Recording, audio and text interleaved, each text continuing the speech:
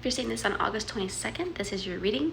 I saw an article saying that this is the year that people are happiest in their love life, and it had to do with the energy. So I figured let's do a tarot reading on the topic of love to see what the cards have to say about that. Right away, going in strong, we have the Five of Pentacles. This is telling me that you've got some energy around you, and it's gray energy, okay? When I see this gray energy around you, it makes me feel like there's no movement happening in your love life. It makes me feel like we're stuck right where things have been. And what I would like is to get some clarity on how to turn that gray into pink, okay? Because a lot of you guys, you can have it, okay? Love is available. There are, millions of people in the world who are in love. So if they can have it, that means you can have it. That's proof, okay? I'm seeing 5, the number 5 being very significant for some of you. Maybe it's your house number. Maybe you got an anniversary or a birth date on the 5th. Maybe the month of May is significant. Maybe you have 5 kids. But look what was underneath that. We have the 4 of Wands. Now, the 4 of Wands talks about stability and security. Think of like 4 legs on a table, right? This is a card that has to do with marriage, like long term, like we're going to build this foundation and it's going to hold up, okay? So I feel like this is like the hopeful card. This is saying like, but to me it almost feels like this is like the skeleton, and I'm talking about this as an analogy. So it makes me feel like you might be in some kind of dynamic where your heart is with someone already, but it's not the way you want it to be, okay? And this gray energy is telling me that there's no movement.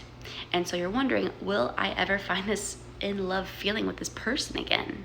Like, will that ever happen again? Because I don't want to be stuck in this feeling for so long. But then again, my intuition's making me feel stuck on them. So it feels like there's a reason I should be with them. But what do I have to do to improve this? And will it ever improve? And am I wasting my time? Does this sound like you? Because this is it. This is the energy I'm feeling. Okay, but underneath that we have the 9 of Swords, which is making me feel, again, swords are about words and thoughts, and the 9 of Swords, you're probably up at night thinking about this situation. Maybe you're losing sleep about it. Maybe you doom scroll at night, okay? Yeah, all this energy here. We have the Ace of Cups under that, though.